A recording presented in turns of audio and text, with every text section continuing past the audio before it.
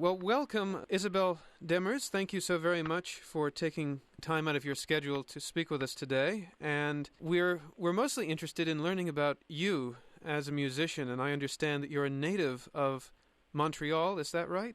Yes, I was, as you said, born in Montreal, and I spent the first 21 years of my life there. Mm-hmm. And then I moved to Paris to study for a year, and then moved back to America and went to Juilliard for 5 years. And you're still there pursuing your PhD, is that right? Yes, that's right. I'm working on my dissertation, which is hopefully will be done by next year, and then I'll have the degree and be all done, I guess. That's something to look forward to. And I understand that you've been creating quite a stir in the organ scene lately. Understand that you were at the AGO conference last year and were featured as an artist on Pipe Dreams. Is that right? Yes, that's right. I was very fortunate.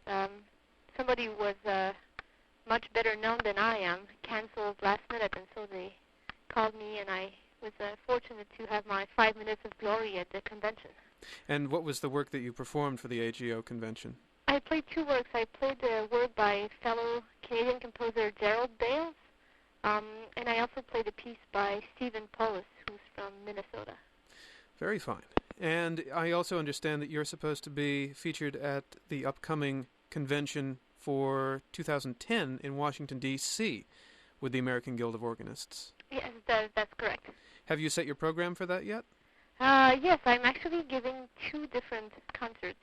So the first one of them will have some music by Rachel Lorrain. I'm also playing one of her works at the concert on Friday. But I'm playing two movements of her First Symphony at the convention, as well as a piece by Herbert Howells, another piece by Carl Gillard, and I've asked one of my good friends in New York to write a work for me, so he picked the hymn tune Captain Kidd, and is going to work. It's actually just wrote a short piece for me on that hymn. Sounds like an exciting program. I think it should be fun. And what have you set, besides the work you already mentioned, what have you set for this week, for Friday's performance at Christ in St. Luke's? Because according to the Arts Festival brochure, it's to be announced. So if you'd like to give the listeners a little sneak peek, I'm sure they'd be eager to find out what they're in for, or at least a sampling. You don't have to give away the store. I'm not quite sure, actually. I thought of showing up and asking people what they want to hear. But no, seriously, I'm going to start with St. Anne Prelude and Fugue of Bach, which is just one of the most glorious pieces.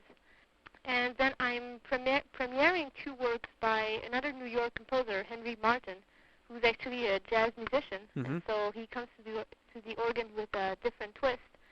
And there will also be some Prokofiev excerpts from Romeo and Juliet, which I just transcribed. And I'll finish with a sonata by a German composer named Julius Rödke, who's not really known outside of the organ world because he died at age 24 of TB. And so he wrote only two pieces, a piano sonata and an organ sonata, and then died. And so it's a magnificent work. It's a little bit like our Liszt sonata. And when did he live? He lived from 1834 till 1858. So very obscure. Yeah, he was a pupil of Liszt. He was really gifted, but died so young that he didn't really have time to make a name for himself. Well, I think the audience will look forward to hearing that, getting an introduction to an otherwise unknown composer, and also I would say they'd be looking forward to hearing your transcription of the music by Prokofiev as well. Do you do a lot of that? Do you do a lot of transcription for organ? I've done a few, and I've realized that this is something that people really enjoy, and I think, especially with the Prokofiev, it's so different from what we hear usually in an organ concert. Mm-hmm. I mean, if you listen to the ballet, some of it is very dramatic and serious, but a lot of it is a bit goofy, and so it's nice to have something that's not completely dark like the Rödke is. I think it shows a different side of the instrument. And to add an element of comedy to the program. Yes. I understand that you generally like to become acquainted with the organs on which you perform, especially as a traveling musician. And how do you find the instrument at Christ in St. Luke's? I didn't expect to find an instrument as good as it is. I was amazed yesterday when I sat down and started playing. Sometimes we travel and the instruments are in poor shape and they don't really have pretty sounds, but this one has everything that anybody could wish for, really.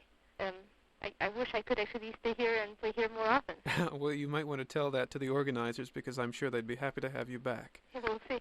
And did you find that it took you a long time to become acclimated to the instrument, or was it a fairly quick adjustment?